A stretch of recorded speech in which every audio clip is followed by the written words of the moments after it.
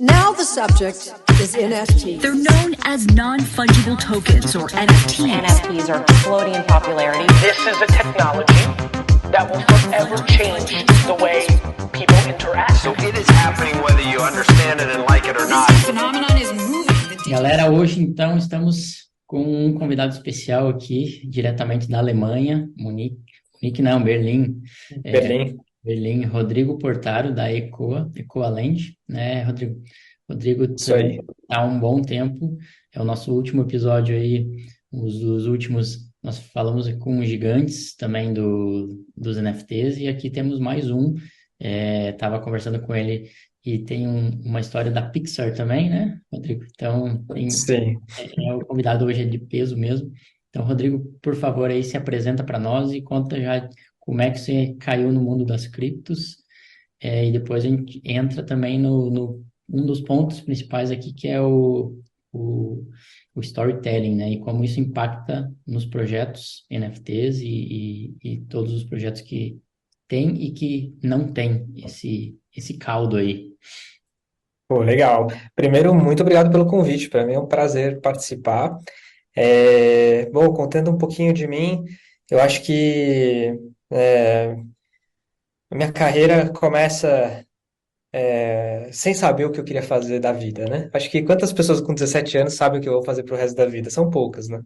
Eu não sabia o que eu queria fazer, acabei fazendo um curso diferente, que não queria fazer nada tradicional. E fui fazer ciências atuariais, que é uma ciência que, para quem não conhece, estuda cálculo de risco, e muita gente vai trabalhar com seguros, previdências e tal. E acabei, logo no primeiro semestre da faculdade, indo trabalhar na PricewaterhouseCoopers, uma consultoria, uma das maiores do mundo, e fiquei lá 6 anos. Cresci na carreira, saí para trabalhar num cliente meu, né, chamado Swiss Re. Na Swiss Re, ajudei a construir a área financeira deles lá dentro. Fiquei 1 ano e meio e decidi mudar completamente de carreira. Eu estava nesses lugares, estava tudo certo, tudo bem, mas eu não me via trabalhando no mundo financeiro para sempre. E quando eu saí para trabalhar com storytelling na The Plot Company, na empresa do meu irmão, amigo Johnny Galvão, que foi fundador da The Plot Company. E na The Plot, para quem não sabe, plot é trama, e não existem boas histórias sem uma boa trama. Lá foi meu primeiro contato com o assunto, e a gente tinha já como sócio um cara chamado Robert McKee, que ajudou a Pixar a escrever Toy Story, Procurando Nemo, Up, Altas Aventuras, né, e tal. Mais de 70 alunos dele já venceram o Oscar, mais de 100 Globos de Ouro e mais de 200 Emmys. O cara é um mito. E aí ele era sócio já na The Plot Company, e eles faziam o seguinte, eles pegavam as técnicas de Hollywood, de criar boas histórias, porque tem muita técnica, não é só um cara criativo que começa a fazer coisas criativas, não. Tem muita técnica por trás, tem princípios, tem premissas, a gente vai falar bastante sobre isso aqui, eu acho. E aí eles adaptavam essas técnicas para o universo corporativo.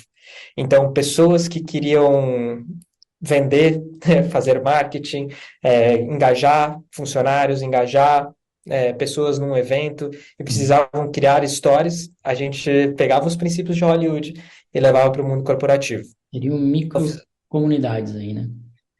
Pois é. Então, a galera, atendendo marcas, né, as comunidades das marcas, engajando essa galera através de boas histórias. Seja a comunidade interna ou externa, né? Nós estamos ali no período offline, né? Quando se fazia esses negócios para eventos offline, seria isso, né? Exato. Principalmente, assim, né, durante a pandemia a gente chegou a fazer várias coisas online também, né? Mas grande parte dos eventos offline. Uhum. Então assim começou a minha carreira no universo de storytelling. Acabei virando sócio, e porque fui para Londres, fui para Hollywood, estudei como criar boas histórias com Robert McKee, com outros nomes lá fora super importantes também, e voltei vendendo, né, que eu era comercial, né, quando eu entrei na Plot, mas comecei a criar e entregar as histórias. Comecei a conquistar meu espaço lá dentro, virei sócio, Aí a gente trouxe o Marcos Mion também para ser sócio da The Plot. Foi também uma coisa muito legal para mim, porque eu era fã dele quando ele fazia os piores clipes do mundo lá na, na MTV, e um dia poder criar um projeto junto com ele, fazer coisas junto com ele foi muito legal. Criamos um projeto chamado Master Talks, que a gente pegava a história de vida de grandes mentes, como Amir Klink, João Carlos Martins, o maestro, a Xuxa, o Oscar Schmidt, e a gente transformava em conteúdo educacional, né? A história de vida dessas pessoas, assim. Então foi um projeto bem legal, bem bacana. E aí, durante a pandemia, eu decidi sair da The Plot, porque eu não queria mais atender o mundo corporativo, eu queria mergulhar no mundo de mídia e entretenimento de cabeça. Então, eu queria mergulhar no mundo de games, filmes, séries, quadrinhos, RPG e etc. E ajudar esses artistas e criadores a pegar uma bagagem de história, né? Então, vamos aprender a criar e contar boas histórias e vamos pensar em negócio. Como a gente pode, através de tudo que a gente tem hoje, né, desde recursos básicos como internet, né, Web 2, até ferramentas que ajudam a criar, ferramentas que ajudam a distribuir, redes sociais, comunidades e etc. Transformar um artista numa empresa. Basicamente isso, torná-los empreendedores, né? Exato. Então, cada artista pode ser um empreendedor individual ou eles podem se juntar e fazer coisa junto, uma empresa juntos, né? E eu falei, é isso que eu quero explorar. E aí foi quando eu criei a ECOA, The Creators Land, né? A ECOA Land. E aí a ECOA, basicamente, é uma comunidade de artistas storytellers, então são roteiristas, diretores, produtores, que trabalham para Netflix, Disney, Cartoon Network, e outros grandes players. E a gente começou com uma tese. Será que eles topariam co-criar propriedade intelectual, ou seja, co-criar novos personagens originais, novos universos de história, novos produtos em cima disso? Então pode virar RPG, quadrinho, filme e tal. E serem codonos daquilo que eles estão co-criando? E aí foi quando a gente começou a mergulhar em Web3, e aí a gente deve falar bastante disso agora também. Então essa é a minha história até hoje, assim. O que eu li em algum lugar é um estúdio descentralizado, né? Que bate totalmente com Web3. Então, é aquela história da Mona Lisa como NFT. Se fosse NFT, o artista estaria ganhando dinheiro até hoje, né? O criador até os royalties até hoje. Nesse caso, você está criando, por exemplo, um novo personagem, ou que vai criar um novo filme, ou que vai criar um novo quadrinho, sei lá, e o artista ele não é apenas um contratado daquele projeto, ele é o dono, Ele é o dono. caso, né? Exato. Exato. A gente teve um insight, assim, a Activision Blizzard foi comprada pela Microsoft, né? Para quem não sabe, a Activision Blizzard faz vários dos grandes games bem famosos que a molecada joga. E essa venda foi até aprovada agora, acho que pela SEC, por 67 bilhões de dólares. Os artistas, bilhões, com B de bola. E os artistas que criaram esses jogos não ganharam um centavo nessa venda. E, cara, por um lado é justo, porque eles não eram donos, né? Como era, Por né? por outro lado, injusto, porque eles poderiam ser. Porque o trabalho deles é extremamente relevante. Sem eles, não existiriam os games. Então, uma forma de ver essa relação é quem tem poder de distribuição, quem tem dinheiro para produzir o game, compra os direitos e o artista basicamente vira freela ou funcionário, né? Então, a nossa tese putz, imagina se a Activision Blizzard desse 15%, 20% de ownership para os artistas, e ao invés de salário eles entram como empreendedor. Se eles tivessem 5 mil artistas na Activision Blizzard, e tivessem 20% do negócio, dessa transação, 5 mil artistas iam ter mais de $1 milhão para receber nessa venda. Iam aposentar, provavelmente. Ou próximo disso, né? Então, a gente se pergunta por que não? Por que não artistas conseguirem usar seu tempo ocioso, ao invés de criar projetos sozinhos, que é uma coisa que eles fazem muito, né? De usar seu final de semana, suas madrugadas, quando não está fazendo freela, não está atendendo marca, ao invés de fazer uma coisa sozinho, por que que você não faz uma coisa em conjunto?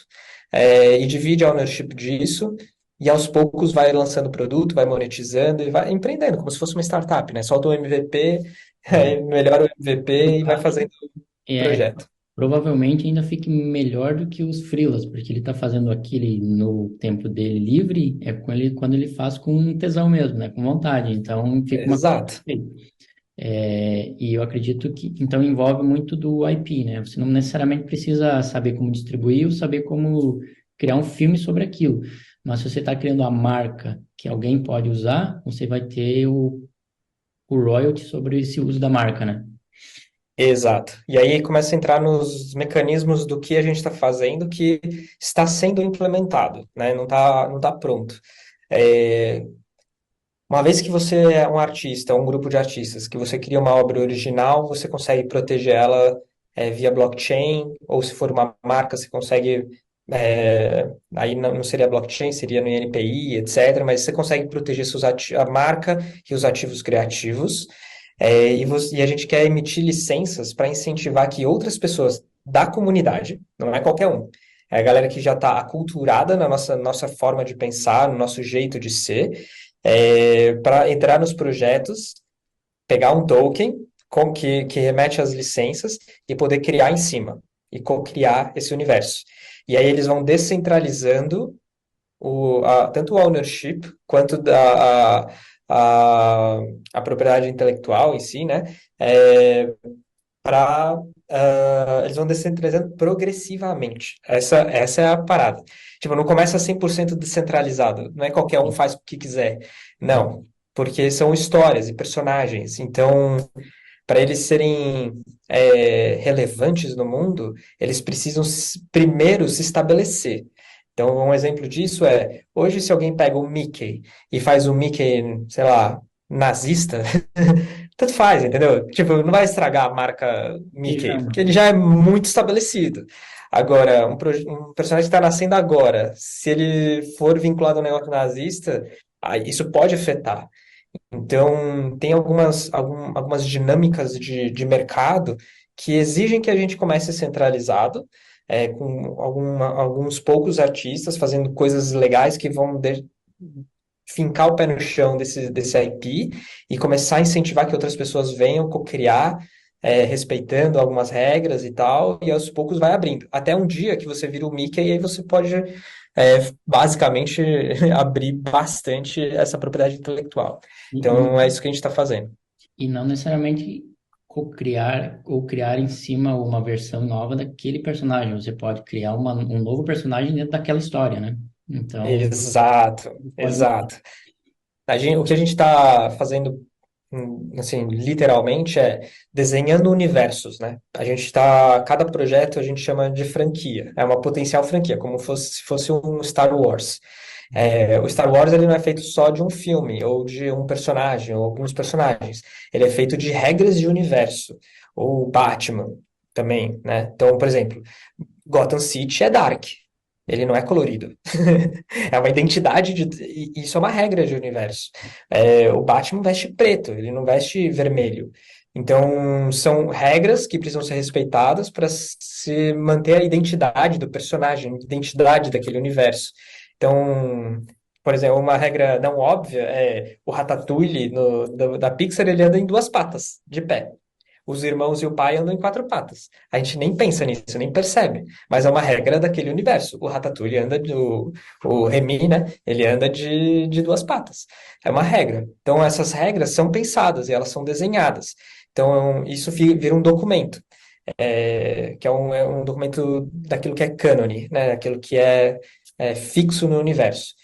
Isso vai ser licenciado. Então, dentro desse universo, eu posso criar dentro dessas regras, né? Então, como se fosse um RPG, né? Quem joga RPG está acostumado a pensar dessa maneira, assim. Flexível, mas tem Então, as suas regrinhas, né? exato. Tipo, mas assim, é uma regra que não é chata de ser cumprida. É uma regra legal de ser cumprida. É para você Torna o personagem pertencer. menor. Exato, exato. E aí, tipo, falando um pouco da evolução dessa comunidade, né? Cada franquia é uma mini comunidade dentro da Ecoa, que é uma grande comunidade. Cada uma dessas mini franquias podem ir emitindo tokens, né, aos poucos, e é isso que a gente está desenhando junto com os nossos advogados para não virar nenhum tipo de security, etc. Então, por exemplo, para você ter um token, você vai ter que conquistar via trabalho, você não vai comprar. Olha que louco, eu NFT não de vou novo, vender. aí, ó. Então, e aí eu conquisto o direito de ter alguma coisa daquela franquia. Aí a gente está vendo como é que vai funcionar isso. Às vezes ele vai ter, sei lá, direito a, sei lá, uma receita. Aí eu não sei se caracteriza como security ou não, é isso que a gente está vendo com os advogados. Ou vou poder ir em todos os eventos de lançamento de produto dessa franquia. Por exemplo, vão lançar um filme, vai ter uma premiere numa super casa de shows. E eu sou holder, estou trabalhando lá, via trabalho, conquistei a minha NFT e eu passo a ter acesso ao evento. Então, a gente está criando mecanismos para que cada franquia se organize como uma mini comunidade também, né? Uhum. E emitindo tokens e tudo mais assim. Legal. E Mas é ele, complexo. com certeza, ainda mais com uma regulação que não existe regulação, né? É tudo. Exato. E agora ainda rolando a CPI das pirâmides financeiras de cripto. Então, Meu Deus. cara, a gente está no caminho de começar a regulamentar, assim, e a gente está super atento e querendo até participar e ajudar, né, o governo a regulamentar tudo isso. Então, a gente está vivendo um momento muito incrível da história. E poder criar, empreender nesse novo cenário é muito legal. Exatamente. E teria algum projeto já que esteja mais avançado, que pode ser aberto hoje? Por exemplo, Sim, sim. tem algum case? Sim, sim. Cara, a gente tem a nossa primeira grande franquia, a gente tem três franquias dentro de casa hoje. A primeira grande franquia chama Frequency. E basicamente a premissa é um universo de animação de personagens que vivem em outro planeta e eles vêm para a Terra fugidos de uma ditadura. E eles são uma banda. Então, então o nosso mecanismo é fazer parceria com outros artistas e creators do universo da música e etc., transformar essa galera em animação, fazer parceria com a banda e a gente pega carona nesses influenciadores e essas bandas, etc., no público dessa galera. E para eles é muito legal virar animação e criar um conteúdo que eles não fariam sozinhos, nunca. Então é uma troca, e aí a gente consegue emplacar alguns projetos. Só que antes de rolar essas parcerias, a gente já emplacou a gente já licenciou um personagem, que é uma DJ, para ir tocar no metaverso da Seara durante o Rock in Rio. Então, a Seara criou um metaverso que, assim, ao meu ver, rigoroso, não é um metaverso, é só uma realidade imersiva, né? Um game. É, mas já com algumas características de metaverso. E aí ela foi tocar lá, chamaram também uns DJs para tocar, DJ de verdade para tocar, e ela era uma personagem digital lá, 3D, tocando e fazendo música. A gente produziu a música com os produtores de Anitta, Pablo Vittar e tal, que é o Pablo Bispo e o Ruxel, e criamos os personagens com os nossos artistas. É, e aí, a gente também criou conteúdo nas redes sociais. Então, essa personagem em 3D fez lives com influenciadores e sozinha. É E uma você podia. Oi? influencer, é uma influencer avatar? Isso? Exato. É uma influencer avatar 3D. Chama DJ Kel. E ela fez conteúdo ao vivo, então a galera podia fazer pergunta para ela ao vivo e ela ia responder, respondeu, né, no caso. E a galera falou, mano, como assim? Tem uma personagem na rede social falando, como é que tá sendo feito isso? Cara, tecnologia, né? Então, estava com uma atriz num estúdio com roupa de motion capture, de face tracking do iPhone, e aí, tipo, em real time, os movimentos dela via a skin da personagem aparecia no caso, no Instagram e no YouTube, Uhum. né? Então, foi muito doido. E aí agora, dentro dessa franquia, a gente está fazendo a nossa primeira grande parceria com uma grande influenciadora, e eu não posso revelar ainda quem é, mas a gente está fazendo um filme. Tudo que eu posso dizer é que ele vai ser em uma mistura de live action com animação, como se fosse Space Jam. Então, é uma influenciadora da vida real, com os nossos personagens em animação, e eles vão interagir, vão coexistir no filme. E a gente está fazendo essa produção agora, e, cara, a gente conseguiu trazer animadores, estúdio de animação nível internacional na parceria, para empreender, para ter ownership. Um estúdio de áudio atende Netflix, Disney, diretores, produtores de Globo, ex-Globo e etc. Roteirista com M. Cara, a gente conseguiu E peso, né? vender a ideia e a galera topou. Então, assim, é possível fazer. Demora? Demora. Vai muita energia? Vai. Mas a gente está conseguindo botar para rodar. E agora a gente está indo atrás das marcas para, enfim, né? A gente quer E fazer seria, evento, quer fazer muita coisa em torno do filme, né? então, duas perguntas aqui. Seria a nível global, é um filme brasileiro, atores É um brasileiros. filme, é, é um filme brasileiro, nativo Brasil, mas todo o conteúdo vai sair com legenda em inglês e coisa em inglês também para rodar o mundo, né? O máximo possível. E esse personagem, ele então é um criado pelos criadores da ICOA, co-criados. Então tem um Uhum. IP desse personagem que então vai receber royalties depois pelo filme. É isso. Exato, exatamente. Então a gente está pensando agora nos modelos de monetização, e aí entra no distribuição, né? Então, por exemplo, a gente vai pegar carona no público dessa influenciadora. Ela é muito grande em TikTok e YouTube. Então, a gente não vai fazer bilheteria, porque vai sair nas redes sociais. Então, como a gente monetiza esse conteúdo, ou se não vai monetizar o conteúdo, como a gente monetiza algo depois, vendendo um produto ou trazendo uma galera para a comunidade, vendendo algum colecionável, né, que pode ser por trás de uma NFT, e aí a gente está bolando essas estratégias agora. Interessante. E aí cabe muito bem nisso no que está acontecendo e até é uma dúvida de muitos projetos, uma dor, como eles podem ganhar e fazer dinheiro, monetizar com os seus projetos NFT, né? Então, uma das formas é, logicamente, você fazer uma pré-sale com NFT, que você vai se capitalizar, porém, tem todo a Web2 aí disponível para você ter recursos. Então, talvez um vídeo no YouTube, ele vai ser monetizado e esse recurso com os dados lá pode ser repartidos para conforme foi negociado, né? Outras formas, Sim. o próprio TikTok, ou usar a Web2 para pagar os projetos da Web3, para eles se capitalizarem. Então aí nós temos já um case que poderá ser visto em breve, né? É, cara, se você entrar na ICOA, você vai falar, mano, cadê o Web3? Assim, Uhum. ela é uma camada muito fina que a gente toma conta. Os artistas, eles criaram suas wallets, a gente ensinou eles a criarem as wallets, etc. Mas eles não estão pensando nisso, né? Eles estão pensando em como eu crio uma boa história, com personagens incríveis, conteúdo que a galera quer, e aí vamos criar uma empresa, né? E vender serviço e conteúdo que a galera deseja. Uhum. Aos poucos, a gente vai usando o Web3 para criar coisas que não eram possíveis na Web2.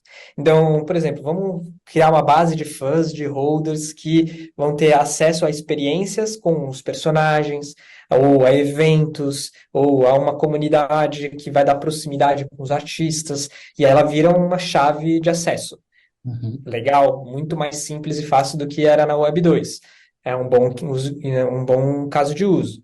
Ou vamos entregar NFTs para pessoas que venham a trabalhar nos projetos, para que eles tenham um percentual do projeto, porque eles trabalharam por isso. Uhum. Cara, Também. demais. Também é um outro use case que era mais difícil fazer na Web 2 do que na Web 3. Então, aos poucos, a gente vai permeando o Web 3 da maneira que faz sentido. Que a gente olha e fala assim, não é uma forçação de barra, não é usar o Web 3 por usar o Web 3. Uhum. Então, no fundo, a gente é storyteller criando conteúdo, né? Criando histórias. O nosso produto é história, né? É a proximidade. das pessoas com o personagem, as pessoas quererem saber quem é o artista por trás. É isso. Então, não é a NFT em si. As NFTs entram como ferramenta, né? É a tecnologia por trás É do a que tecnologia. contando histórias. E pegando então esse gancho, quais dos projetos, vamos primeiro falar qual do projeto que você mais curte em relação ao projeto Web3, NFT, que tem uma boa storytelling, e o que está faltando nos projetos hoje, talvez brasileiros temos poucos, mas nos brasileiros e nos outros, o que está faltando? Então, vamos. Boa. Quando a gente fala de storytelling, a gente pode. É como se fosse uma cebola, né? Tem várias camadas, assim. Então, quando a gente fala de um projeto de NFT, uma forma de enxergar um projeto de NFT é uma marca, certo? Uhum. Então, a primeira camada, talvez a mais poderosa do storytelling é por que que a minha marca existe? A gente vem aqui para quê nesse mundo? Que mensagem eu quero deixar? Então, para isso, você precisa de uma história, né? Eu já sinto falta de uma boa história para os projetos nessa camada. Que eu vejo os projetos falando, vamos fazer um game, vamos fazer um produto, vamos não sei o quê. E, cara, isso não é história. Eu quero saber o que está por trás disso, qual é a motivação. E essa primeira história é o primeiro vínculo emocional que eu posso ter com o projeto. Ah, eles representam algo, eles têm um propósito por trás. Uhum. Ótimo. Então, eu já sinto falta nos projetos de pensar essa boa história na hora de se apresentar para o mercado. Aí, uma outra camada é, beleza, eu tenho uma marca e tenho um primeiro produto. Como eu levo o produto para o mercado? Então, não é o produto pelo produto. Eu preciso saber como ele muda a minha vida. E aí, o projeto tem que ser habilidoso de falar: eu entendo a sua vida, eu sei quem você é, eu sei as suas dores, e via meu produto você pode se transformar e você pode viver uma vida diferente. Então, se tem protagonista, né, que é o cliente, e pode ter transformação via o seu produto, porque o seu produto é incrível e ele tem essa capacidade de ajudar o cliente a viver uma vida melhor, tem uma história aí para ser contada. E o que eu vejo é a galera falando compra, compra, compra, compra. E pouco falando sobre o cliente, sobre a vida do cliente. Eu te entendo, eu sei quem você é, eu sei que você está vivendo, eu sei o que impede você de chegar nos seus desejos, nos seus objetivos. E por eu saber e te conhecer tão bem, eu sou o melhor parceiro para estar do seu lado. Acredita em mim. Eu vejo Vem. muito, por exemplo, se tiver um projeto que fala isso, compra, compra, compra, ou vamos aumentar o floor price, pronto, já pode pular fora. Esse projeto não vale a pena, se o dono está falando isso, o time. É, Mas, por outro lado, o que é muito falado também é a questão da comunidade. Então, eles não chegam a falar sobre nós entendemos você, né? Mas, por exemplo, vamos pegar Azuki. Eles são voltados a anime, né? Então, eles uhum, conseguem reunir apaixonados por isso para, tipo, mover aquela comunidade naquele intuito. Agora, não, é. ainda falta um pouquinho de profundidade maior, eu acredito. É, porque aí a gente entrou numa seara de projetos de entretenimento com personagens. Então, quando você traz um artista que tem um estilo ou que tem muito talento, ele já automaticamente ele já conversa com um público que aprecia esse tipo de arte e Uhum. esse tipo de creator. Então, o Azuki ele chama muita atenção pelo estilo, pela qualidade da arte. Demais. E aí um projeto bem estruturado, com pessoas influentes no mercado de cripto, nossa, juntou, né, forças para, enfim, que nem todo projeto tem tudo isso num lugar só, né? Eles conseguiram colocar tudo isso num lugar só. Mas mesmo assim, se eu perguntar assim, quais são as histórias dos personagens? A gente não sabe, né? Qual que é a história? Me conta mais sobre o universo do Azuki. As pessoas não sabem, as pessoas sabem quanto está o floor price, né? Uhum. E que está despencando, por sinal. Então, Tem alguns pontos, por exemplo, eu não fui a fundo no projeto, mas tem o Garden, o lugar que eles se encontram, tem alguns pontinhos perdidos, né? Mas não tem um todo. É, é, então, nesse caso, qual seria um que te chama muita atenção dos principais projetos? ó, Positivamente. eu confesso que eu não conheço nenhum que eu olho e falo assim, caramba, esse está fazendo muito bem feito. Mas eu estou vendo alguns movimentos muito interessantes na indústria. Dos mais famosos, Doodles, porque comprou o estúdio de animação, né, que fazia Rick and Morty. Então, esses caras com certeza vão criar muita história, porque eles acabaram de comprar um estúdio que faz isso da vida. Pand Penguins também está fazendo um movimento muito interessante, mas é diferente do Doodles, que parece que vai pelo caminho de história. O Pand Penguins ele vai fazer com que os personagens sejam um lifestyle.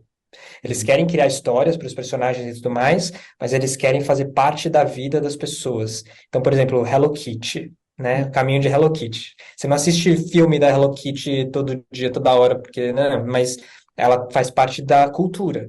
Ela tá nos cadernos, nas canetas, nos chaveirinhos, nas mochilas, nas estampas, nos adesivos e etc. Que é um caminho a ser seguido para você deixar um IP famoso.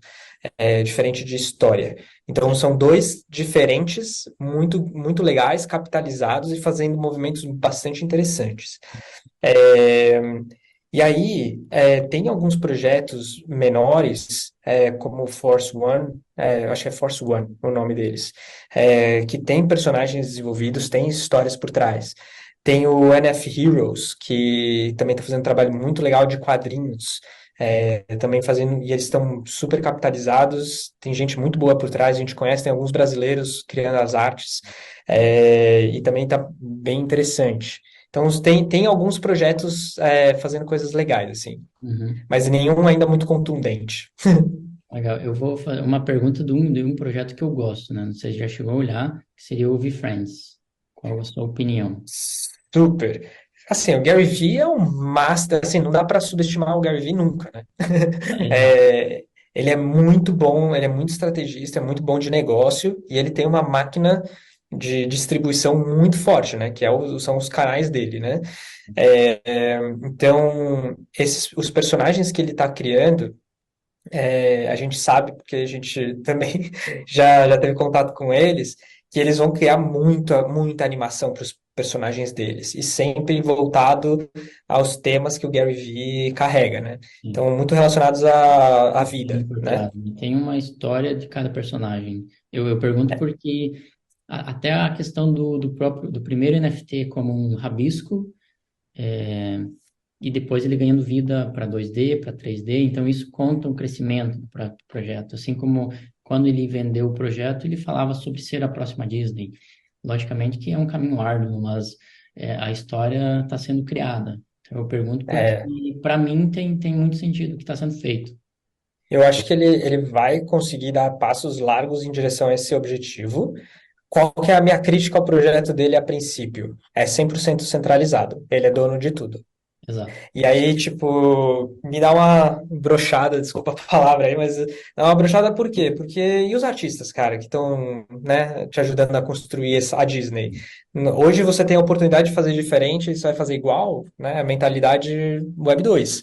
Então, essa é a minha única grande crítica, mas não dá para subestimar a capacidade dele conseguir ou não, assim, ele é muito bom.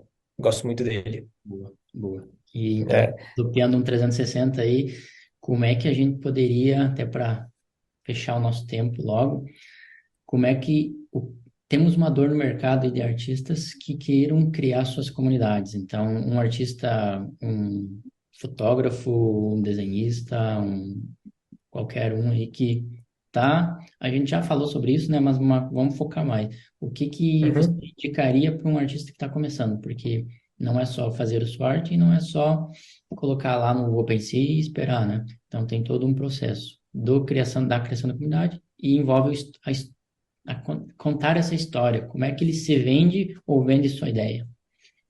Legal. Construção de comunidade é uma coisa bem difícil, né? Não é uma coisa fácil.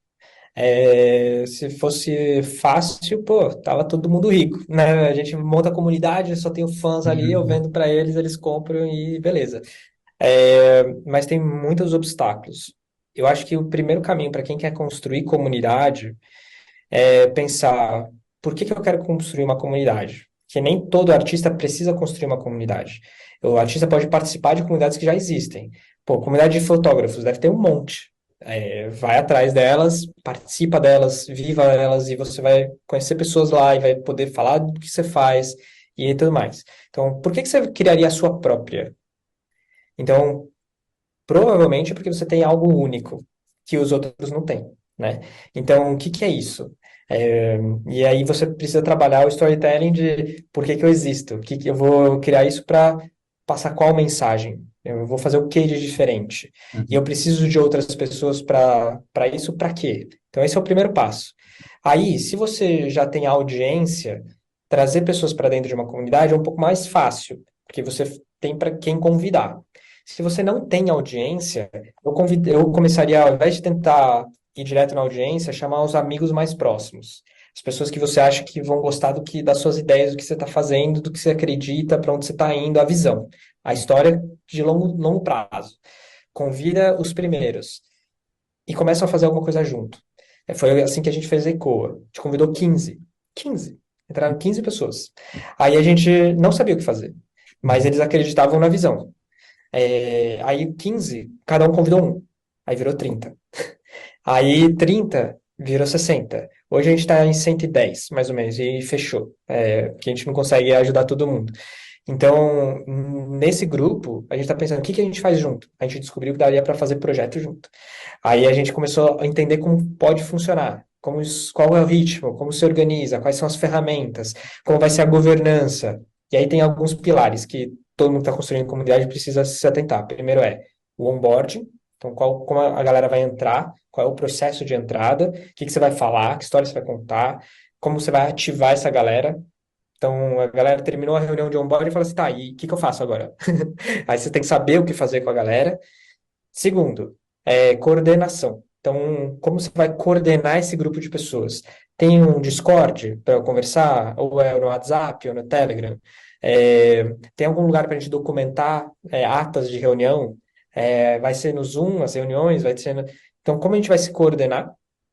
Terceiro, governança. Então, a gente vai criar layers de governança, tem os cargos mais altos, mais baixos, ou cargos diferentes, às vezes não é mais alto, mais baixo, às vezes só é diferente. Então, um faz tal coisa, então recebe um cargo. Os outros fazem outra coisa, recebe outro cargo. Quais são os benefícios de cada cargo? Então, você pode começar a criar um sistema de governança. Eu acho que é importante as comunidades terem outcomes, né? Resultados. Então, a gente está ali para fazer alguma coisa para levar para alguém, né? Então, o que que a gente está fazendo ali? Quais são os resultados que a gente vai atingir como grupo? Uhum. É, E faltou um. Então, governança, onboarding, governança, coordenação, outcomes e compensação. Como a gente vai compensar as pessoas pelo trabalho que elas estão fazendo? E isso não significa dinheiro. Pode ser dinheiro, mas eu deixaria o dinheiro por último. Tem métodos de compensar as pessoas por mostrar o seu trabalho, de te apresentar pessoas que você não teria acesso antes, de, às vezes, só valorizar mesmo, vou dar uma exposição e vamos comentar, e vamos conversar, e vamos te dar dicas, vamos te dar uma consultoria. Cara, como você pode compensar as pessoas por elas estarem participando da sua comunidade? Uhum. Então, são esses 5 pilares que eu acho que são fundamentais para você pensar essa comunidade.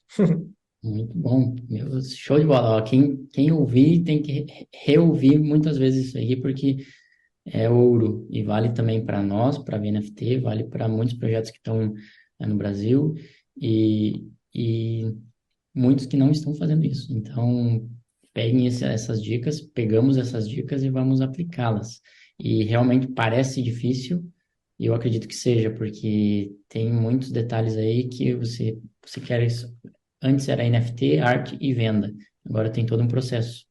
Então, É, eu é, pensaria num funil que é o seguinte, audiência, comunidade, produto.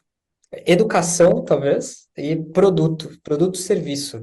Então, você vai monetizar a galera que faz parte da sua comunidade, que vai descobrir você em algum lugar, né? Então, você pode começar pela audiência, pode começar pela comunidade, mas você vai precisar dos dois. E depois, para essa galera, você vende. Então, em resumo, muito fácil, né, de falar, mas não fazer. Vamos ter uma criação de audiência para então lá no final ter a venda do produto, né? Você primeiro foca nas pessoas para depois tentar vender alguma coisa. Então, cria comunidade, que é a base da Web3 aí, para depois focar no que vai vender. Então, é um caminho lento, mas não, se você for com pressa, realmente não vai funcionar. Foca Uhum. nas pessoas. Então, Rodrigo, para finalizar aí, o que que você me diz, qual que é o futuro da ECOA, o que que você está visualizando para os próximos 12 meses, a um ano, e o que que você vê mais impactante aí que está acontecendo, que chama atenção no universo dos NFTs, que junta com o que está sendo criado? Pô, baita pergunta aí. É difícil de responder. Bom, vamos lá. Visão de mais longo prazo, eu vejo que a Eco está indo para um lugar que a indústria de mídia e entretenimento está indo também, mas que ainda é bem silencioso e pouca gente tem visto. Que, na minha visão, é o seguinte: com AI, principalmente, mas qualquer outra tecnologia, conteúdo vai ser infinito.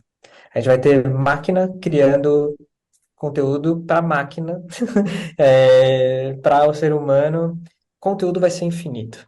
E aí, num mundo onde a gente vai ter conteúdo infinito, em boa qualidade, acho que não em altíssima qualidade. Eu acho que vai demorar muito ainda para a gente ver um super filme inacreditável, que a gente vai chorar e etc., 3D, etc., feito 100% por AI. Mas eu acho que, assim, já estamos no caminho onde a AI sozinha vai fazer muita coisa. E no mundo desse, é, as pessoas não vão ter tempo para tudo. Não vão conseguir consumir tudo. E aí elas vão procurar significado para a vida delas em tribos. Então, em comunidades. Exato. Pessoas que têm os mesmos interesses que ela, onde está o conteúdo que é relacionado a essas coisas que eu tenho curiosidade, que eu gosto, que eu já conheço, ou que eu quero conhecer e não conheço ainda, e as pessoas vão procurar esses lugares. E aí é onde entra a comunidade. Eu acho que o Web3 ela é uma revolução não só da tecnologia, mas principalmente num jeito de pensar. É, então, todo mundo que estiver construindo comunidade agora e construindo bem, é, trazendo significado para a vida das pessoas, criando vínculos significativos, né? Meaningful, né? Pô, eu virei amigo das pessoas aqui, a gente faz coisas juntos e etc. Que todo mundo que estiver indo por esse caminho já está num caminho do que eu acho que vai ser o futuro. E aí, a indústria de mídia e entretenimento, eu acho que o conteúdo em si vai ter valor intrínseco, né, de monetário zero, vai ser gratuito ou muito próximo do gratuito, ou então vai ser o oposto, vai ser caríssimo. Então, por exemplo, se eu fosse o Tarantino, eu ia hipermonetizar meus superfãs. Ao invés de hoje, por exemplo, pensa no próximo filme Tarantino, ele vai lançar no cinema. O hiperfã vai pagar 50 conto, 40 conto, vai assistir assim como qualquer outro. Uhum. Eu venderia por 3.000 um ingresso na Premiere com a presença do Tarantino e você vai poder perguntar alguma coisa para ele, ou vai poder tirar foto com ele e tal, e eu ia super monetizar o super fã, mas ia ser exclusivo, é só para ele, não ia abrir para mercado. Então, eu acho que o conteúdo vai ser monetizado dentro das comunidades, não vai ser mais, tipo, tentar falar com todo mundo, você vai tentar falar com quem tem interesse com aquilo, ou a comunidade vai ser a grande graça. Ao invés de monetizar o conteúdo, a gente vai monetizar o processo de criar. Então, você quer participar, você quer estar junto, você quer co-criar, você quer colocar um pouquinho de você nisso, participa pagando.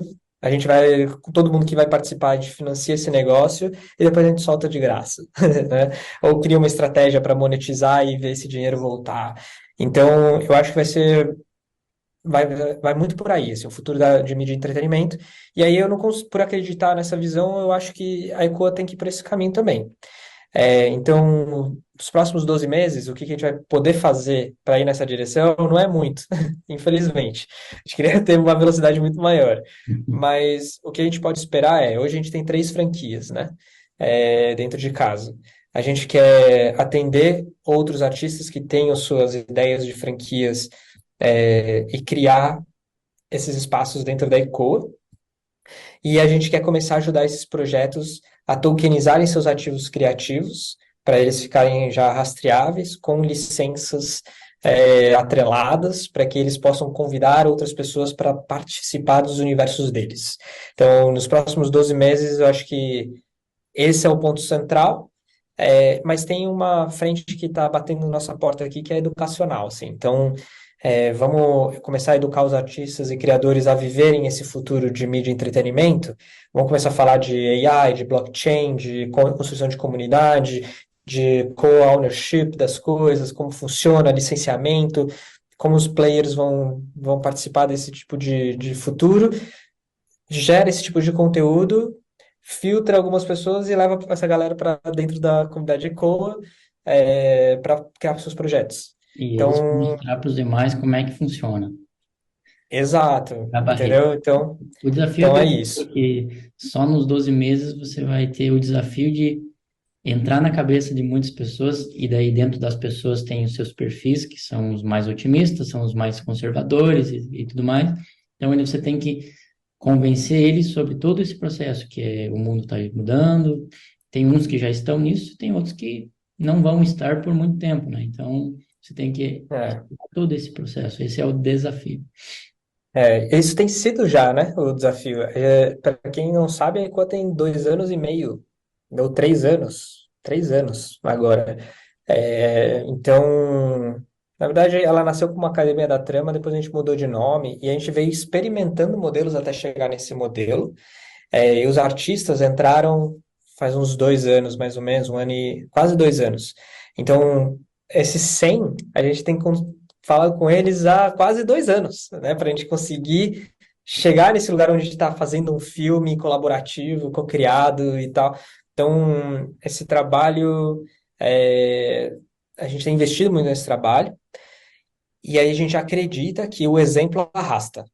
Então, quando esse filme sair, se bombar, se e tal, todo mundo que é fã desses criadores e tal, fala, meu, quero participar do próximo. Eles vão falar, tá bom, é um jeito diferente, entra aí. Entra E na aí a comunidade. gente, então a gente está apostando um pouco que talvez os próximos vai ser um pouco mais fácil do que os primeiros, mas a gente tá há 2 anos fazendo isso com os primeiros, cara. Pelo exemplo mesmo, né? Muitos pelo de recurso que eles podem vir a ganhar, mas muitos pela nova era que está sendo criada, né? E depois tem que convencer as empresas também, mas é outro desafio. Exato. Cara, para as empresas nem é tão difícil, sabe por quê? Porque as empresas, principalmente de varejo, de produto, que é B2C, e precisa humanizar a marca, ou quer falar com o público jovem, cara, vai precisar ou criar seus avatares, vai precisar usar entretenimento para chegar no seu público, porque o público vai estar nos games, o público vai estar nas novas ferramentas, que é basicamente digital e entretenimento. Você tem uma Então, marca contando a sua história, o storytelling agora é das marcas. pois a gente está. Vou soltar um spoiler aqui, então. A gente está lançando, na verdade já está no ar, mas ninguém sabe, uma marca da ECOA chamada Not an Avatar. E aí a ideia é que, há muito além de avatares, são personagens com história.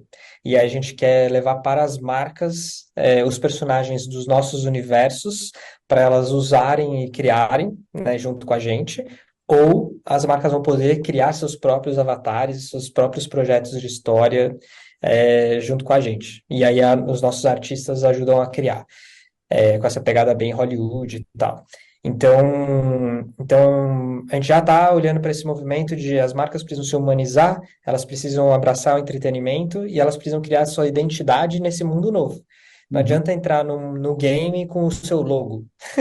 Ó, Você vai precisar, não sentido mais.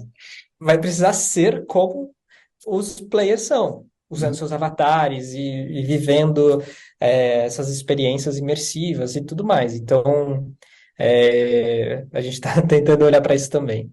Só aí já daria outro podcast, mas vamos É, aqui para gerar curiosidade. boa, boa. Perfeito. Muito obrigado, Rodrigo, pelo tempo aí, pelo aprendizado, e sucesso nessa caminhada. E logo veremos o filme, então. Em breve, final do ano. Em dezembro sai o filme e aí a gente volta antes aqui e anuncia um pouco antes. Perfeito. Obrigadão aí Tá bom? Eu que agradeço, muito obrigado pelo convite e boa sorte aí também. Pode deixar. Obrigadão aí. Sucesso pro lado. Valeu, Até. igualmente, valeu.